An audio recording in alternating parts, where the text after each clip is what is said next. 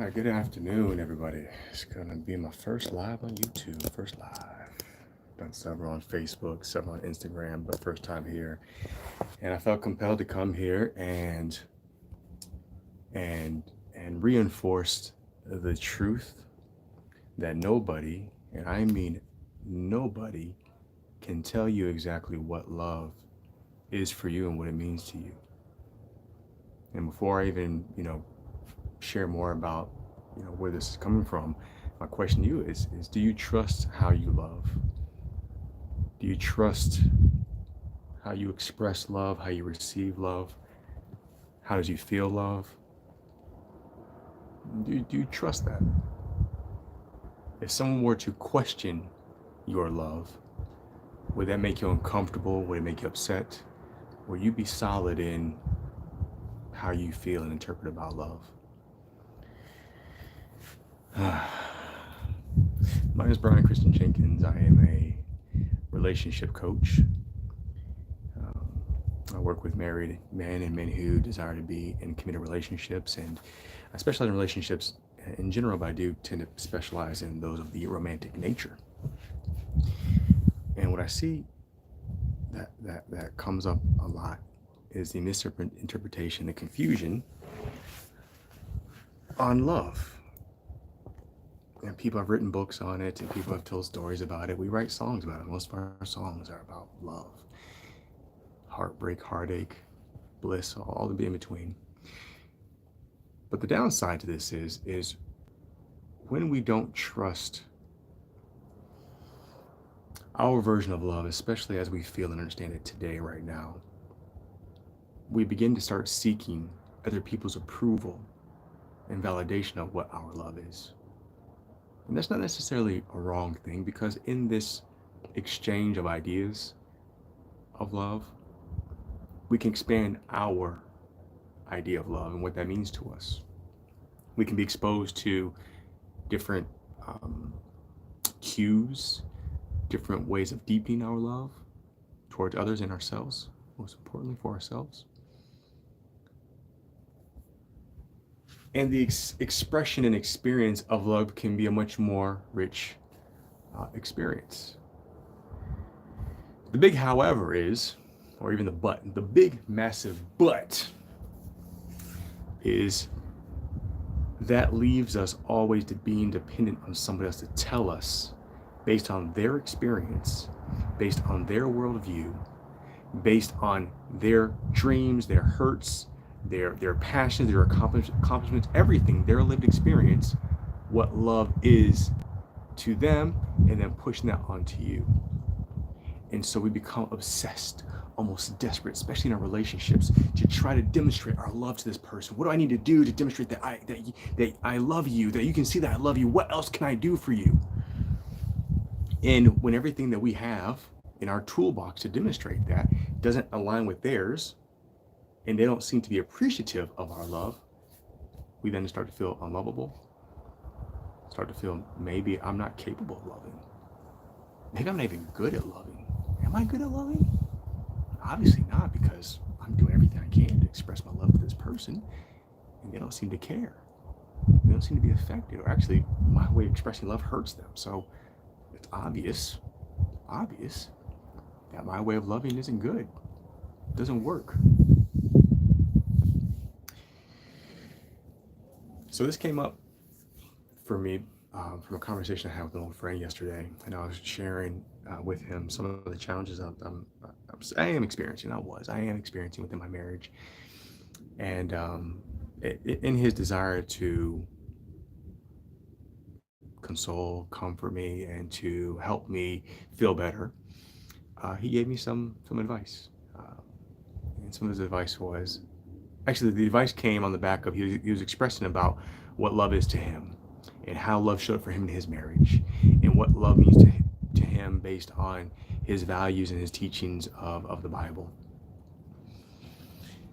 And I listened to him, and I was appreciative of what he was sharing, but I'm still pretty solid on what I believe love is for me, and how I would love to be expressed for me as of today, right now. That will evolve over time. It will change, but as it is today, right now, I'm solid on what that is for me. And I expressed it, and I said, well, yeah, right. Real now, the challenging part for me is to really be in a place where I can love more, evolve more, but then still be firm in what love is to me versus trying to chase for someone else or my wife in this case.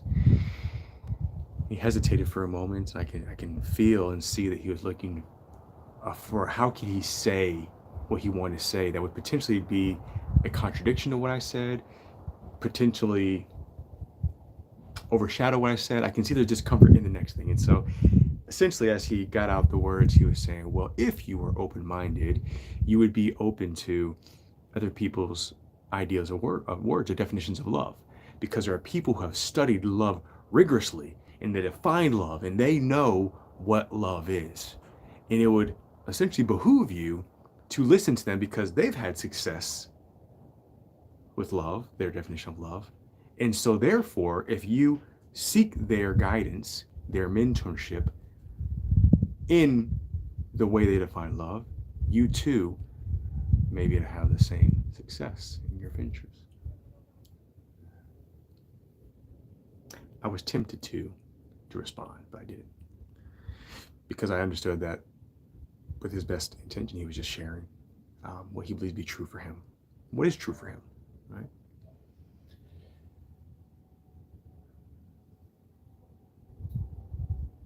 Now, let me just acknowledge this for a moment. There is truth in what he's saying. There is truth in looking at other people who have success or have acquired something or have attained something, who have done something that we also would like to acquire, attain, or do. And if we see that they have done it, then perhaps we could learn from their path of how they got there. So that way we wouldn't have to start from scratch. Right? That makes sense. I'm with him on that. I'm with them on that. Where I'm not with him on that, and what I see that we tend to do often in our endeavors of going through life, is we outsource our journey, our experience to someone else, to an expert who has already attained the thing that we want. So we outsource our process. Oops. It's so hot out here. Oops, how do I get rid of it? What is this? What is this? No filter. Oh, there we go. So hot out here. I think my tripod is melting. Put that back here. Let's try that. It is hot today here. We're in Gran Canaria, Spain, and flip this around. We have so I'm here in my little gym area. At least we don't have the sun right on me, but it's still very, very warm. It's typically not typically, it's uncharacteristically warm here today. I think we have what's called like a sirocco. It's like really hot winds that tend to come off Africa, and it's just hot. It's like not even humid. It's humid, but then dry at the same time. It's weird. We don't normally have this, so let's see if this tripod can work with me. Stay there. Okay. Might pop out again. No, I just have to hold it. And so we outsource our experience because we want to get there quicker. We want to get there smoother. And the there is whatever that attainment is. More money, a new job, more love, better sex, raising our kids more effectively with more love, being a leader, building something, whatever it is, we seek people's guidance and advice to help us get there quicker or better, or just to learn. It's like, what steps can I skip? How can I not make the mistake in this thing? So let me go to this person's experience and do the thing. Now, in a lot of ways, in the technical ways, I'm all for that. For example, building this roof. All right. Had a friend come help me. And I could have just done it myself and just figured it out. Why is this high? And figured it out. Could have. But I chose to seek help with that. Because for me personally, I don't see the great deeper value of having to go through to build this maybe potentially crappily and then build it back again and waste more money, more time, right? For this particular thing, right? Now, the truth is, in building this on my own and failing, messing up, it's awkward, it's unlevel, the roof falls off, I have to build it back in, there will be some great learning lessons in there that will in fact build character and add to my repertoire of experience of life and help shape how I see the worldview. That there is truth in that. But things like this, I tend to put a little bit less of value on the need to um, figure it out, if you will. Okay, not all of it. All right. However, when it comes to things like relationships, things like love, which is a very intimate and personal, subjective experience to me, that's one thing I will not outsource to anybody. Actually, let me rephrase that. That's something I will no longer outsource to anybody, because I did for most of my life, over 3 decades. I'm 40 years old now, and only until maybe 4 or 5 years ago did I start reclaiming. Actually, more than that, but really intentionally about 4 or 5 years ago, really start reclaiming and take a stand for what love means to me. Before that, I was completely dependent on my girlfriends to tell me, that if you love me, you do this. If you love me, you'd say that. They never really talked to me like that, but it's just the voice I put on when I think of them. So if you love me, you wouldn't say that. If you love me, you wouldn't do that, right? And so forth and so on. And I got really, really, really stuck on that because all I wanted to do was be his amazing boyfriend. That's all I wanted to do. But because I wasn't confident in what love was for me or how I expressed love, how I showed love, I was dependent, helplessly dependent on my girlfriends to tell me and to give me that measure. Now, in the spirit of hearing what love is to them, in me doing that, that is also very beautiful. That shows effort, that shows a detail to attention to detail, that shows my willingness to get out of my world of what love looks like to me and understand what it means to them and give them that so they feel loved in their way. There's nothing wrong with that. Very beautiful, right? However, for me, in this process of wanting them to tell me what love is for them and me wanting to make them feel loved and to feel good and to feel validated in my efforts, I lost my sense of direction. I lost my direction. I don't even know if I really say, can I say I lost it? I don't even know if I found it, to be honest with you. And I say that I lost my direction is I stopped trusting what love was for me. And when I stopped trusting what love was for me, it was very hard and almost impossible for me to identify, well, how do I like to be loved?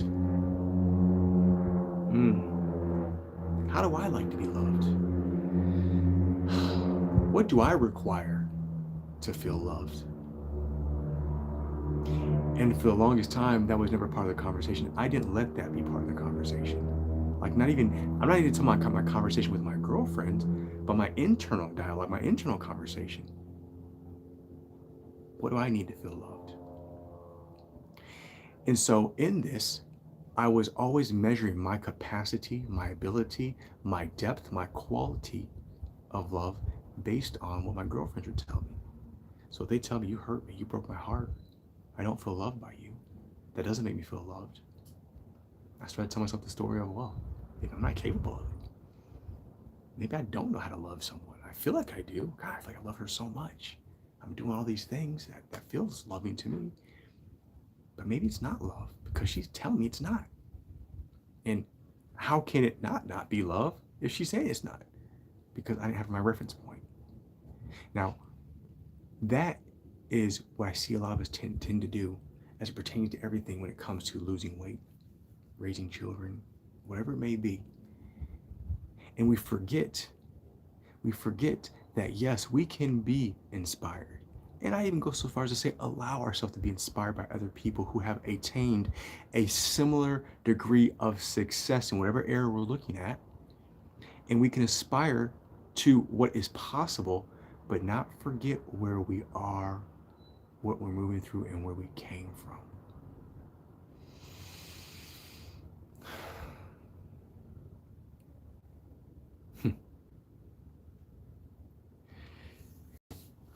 So going back to my friend's comment of there are people who have rigorously studied the definition of love and they have it figured out. There are people who have rigorously studied love and they have it figured out and they have been successful in incorporating that love in their marriage and their lives for themselves. So you should seek their guidance. And again, there is truth in that.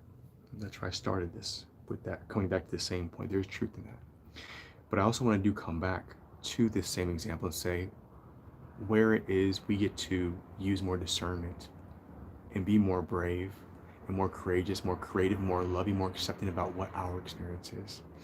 Because if I were to say, okay, this person, whoever this person is, let's just say this is a 80-year-old person who's nice and healthy, and from the day that they were 10 years old, they've studied love. So for 70 years, 7 solid decades, this person studied love.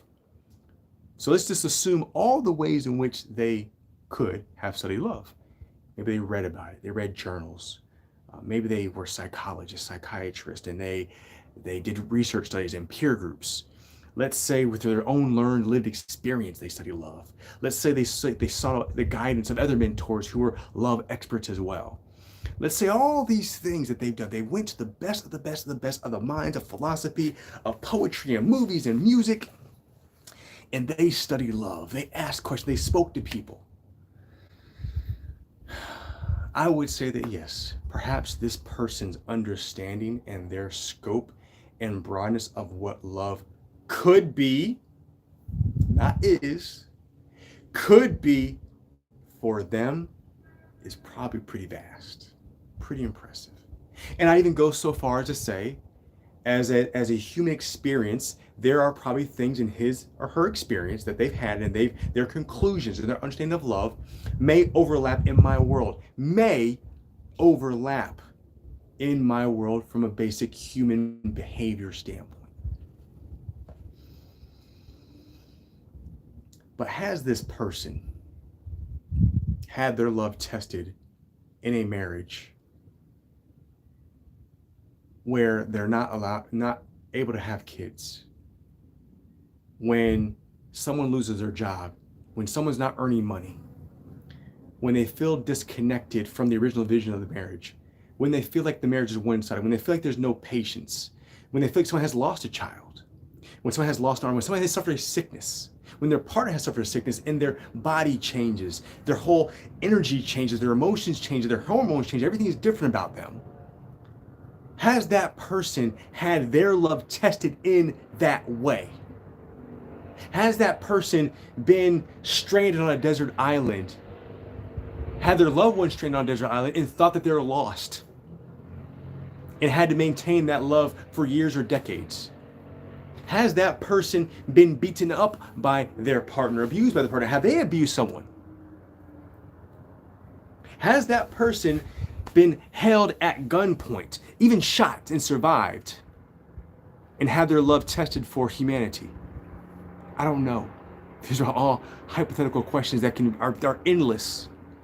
And so my point in that is that this expert who has rigorously studied the definition of love, not the lived field experience, but the definition of love, and applied that to their lived experience, they still cannot tell me that that's the way love is and how it should be for me. They can't do it. They can't do it. Or if they can, you don't have to accept it. And I urge you not to accept anyone's truth, not even mine. To not accept anyone's truth just because it sounds good, just because they're an expert in the field. Especially when it comes to something so personal. Your lived experience is so infinitesimally unique that nobody who can live the close experience to you can tell you what it is to you, what love is to you. Not even your brother, your sister, not even your twin. Same exact age, separated by seconds, same household, same roof, same parents, same everything. Can they tell you exactly, definitively what love is based on their experience? All we have are these clues and these ideas of what love is. Tonality, eye gaze, if they buy us gifts, how they touch us, how they speak to us, how we allow ourselves to be touched by them. And vice versa, it goes on and on and on and on. All these cues and clues as to what love is. And all we can do is get to the best possible understanding of what it is to them, but to accept it, that that's what love is, and that's it. You aren't doing yourself you're doing yourself a disservice. You are doing yourself a disservice, and you're just doing the person who's on the receiving end, on the potential receiving end of love a disservice. Why?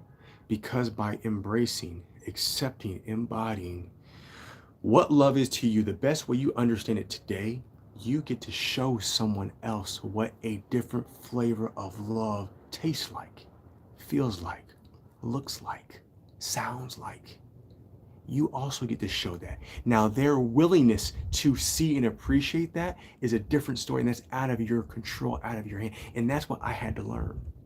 I had to learn that my way of showing love wasn't necessarily being fully received by my partners at the time, but it doesn't mean that my love is any less valuable. It doesn't mean that my effort, my understanding, my connection with love is any less worthy. It doesn't mean it's any less potent in the world. It's just another flavor of love. That's all it is, another flavor of love. And so when you come into your relationships and you feel that someone is telling you that this is what love is, if you have the capacity, the consciousness, the awareness, the strength, the emotional fortitude to be able to say, hold on, slow down for a second. Okay, I hear what you're saying, but you're telling me what love is for you. That may not be what love is for me.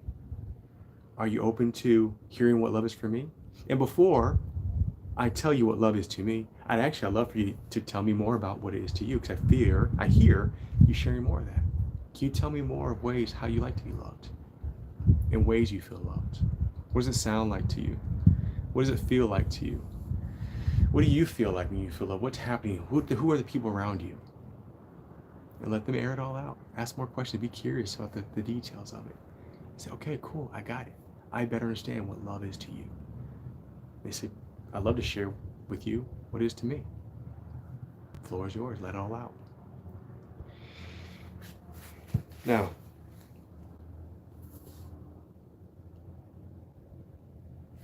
what also made me come back to the differentiation or the recognition of the importance to take bits and pieces of life, of experts, of other people's experience and make them your own, is because you can, again, lose yourself and be dependent on that person to tell you what the thing is. Likewise, I created a program for couples called Intentional Union. And intentional union is essentially what it sounds like. It's to build up your union with intention. So stop for a moment and actually, where are we right now in our union, our marriage, our committed relationship, our partnership? Where are we right now? And how can we build this dynamic for us from the foundation, from the ground up? And the philosophy, the methodology behind this is not to tell you how to do that. I cannot tell you how to do a perfect union for you. I cannot do that. All I can tell you is based on my limited, very limited experience, based on my lived experience with my wife, my past, my interpretation of my past, my interpretation of my experiences now, my studies, my education, all that based on my worldview. And likewise, this person who has rigorously studied the definition of love and what love can be for 70 years, 7 decades, cannot tell you how to put all these pieces together for you. For you. And one of the theories I have is why it is that we want to take the steps, because it's easier to take the steps. If we can see that there has been a proven track record of success, we want to do that. We don't want to mess up. We don't want to waste time. And like I said, there are some areas where I agree with you. Building this roof, this was not an area where I chose to waste time in getting it wrong. I called in a friend who's an expert, who was a much better carpenter than I am, and we knocked it out in one go. Had some challenges, but we finished it. It's great. It's amazing. Strong, sturdy, does its job. But as it pertains to your interpretation of love within your union with your partner, how you express love, how you share love, how you be in love, how you speak love, how you move through these difficult challenges and hurdles that may come up and find love amongst it, is very unique to your blend of people. Nobody has your lived experience. Nobody has their lived experience. And then these two lived experiences come together. This is why, if it was just that easy to look at someone's experience, read their book, watch their movie, do their course, go to their seminar, because if everything's the same, then we'd all be successful in whatever way we're looking for. because we would just go and do the thing. But what happens is we totally forget that the person, in order to get to that point in time of success, attainment, achievement, reaching their desired objectives, their outcomes, they had to go through a process. But we tend to only focus on this part of their journey, and we say, I want that, and we forget what their journey was. Before this person took that first step along their path to their success, there is a point when they're unwilling to take certain steps, or things were different resources, different personality, different education, different circumstances, whatever it may be that led to this moment to get here. And of course, those factors will change, would have changed along the way to get to this version of success. So when we blindly try and emulate someone's path to success, right, without taking into account what is my experience, or if we're talking about our partnership in our marriage, what is our experience? What are our factors right now? When this person said that their marriage was successful, were they dealing with 2 kids? Were they dealing with 5 kids? Were they dealing with the loss of a kid? Were they dealing with a kid with eating problems? How old were the kids? What jobs did the parents have? All these other factors that change the dynamic of what the path is. We focus on, I want to have a happy marriage. I want to have a marriage with more sex and it's more intimate, more dynamic. We get along more. We're best friends. We're more active. I want that. I want to be happy like these people. Great. Like I said before, do be inspired by that vision. Do be inspired by the results that someone else has achieved, but also do be willing, be loving, be brave enough and accepting enough to trust your path and make it your own. Because as I'm going along this path, things may change. And I may say, oh, well, I'm not getting the same results they did, so it must not work. We throw it out. Now, throwing it out may not be a bad thing because perhaps you were too dedicated to their path. But take what works from it. How can you adapt it and make it applicable to your situation? So if we look about all the diets that are out there, all the programs and systems and processes for doing whatever you want to do, if it were just that easy to follow someone's path because they've done it before, and of course, if I did, then you can do it too, which of course there's truth in that. But I cannot walk your path. Nobody can walk your path. Nobody can build up your dynamic in your union. Nobody can love the way you love. No one can nobody. So one, don't be hard on yourself if you don't achieve the same results, the same version of success, of a successful marriage or union or body or sex life or dynamic, whatever it may be, if it's not the same. You are 2 unique beings. You are a unique being who's creating a path for him or herself.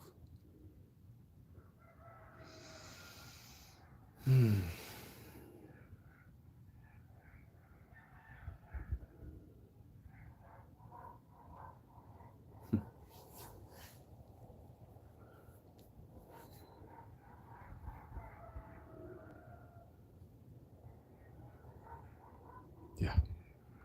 So I stopped for a moment and I just really felt a strong feeling. I just reminded myself of that, like how hard and painful it was for me for most of my adult life, most of my dating life, of not trusting myself. It just came back. Like when I was just speaking that out, to you, it was speaking directly to myself as well.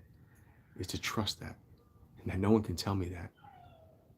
And how committed I am now to trust myself more and to articulate that more and to accept that maybe people won't, specifically my wife, she may not understand my way of loving.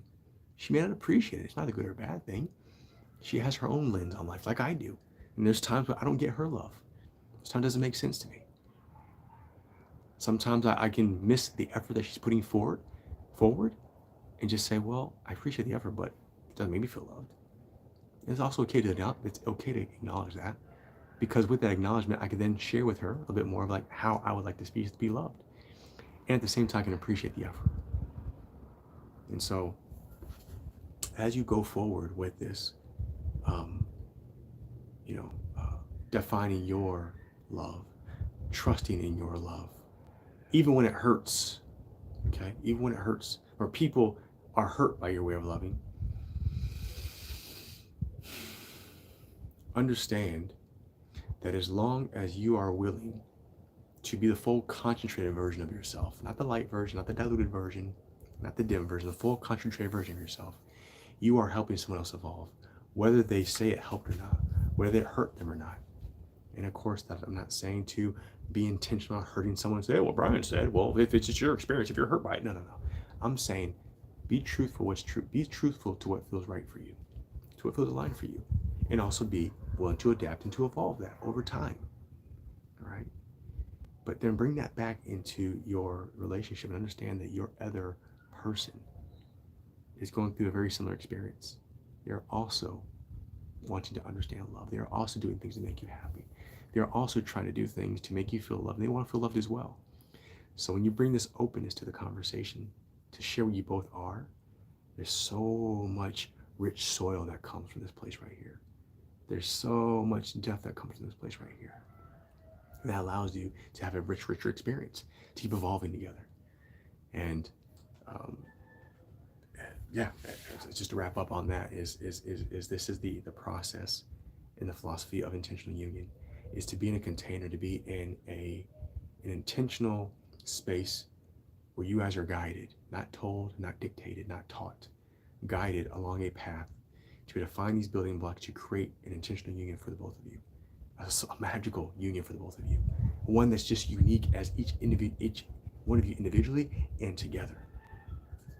We'll pull inspiration from other places, other areas, and yet still there's going to be a real need for you to trust, have the excitement, and taste the deliciousness that will be the result of you creating your own relationship, your own union.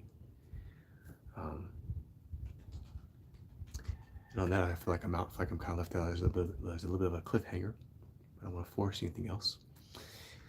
If you have any questions about the definition of love, what love can be for you, if you have any doubts, if you have any thoughts about what I'm saying, share them, put in the comments. Love to hear.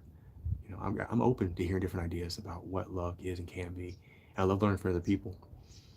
You need some specific support, and you feel a bit uncomfortable putting it in the comments publicly, write me directly. You know, always open and willing to offer what I can, at least point you in a direction along your path.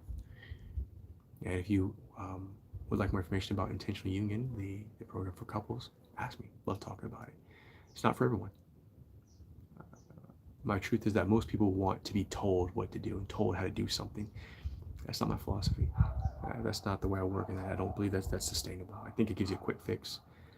But I believe the true richness is being able to get your hands dirty in your own love, in your own mess, and to build something beautiful.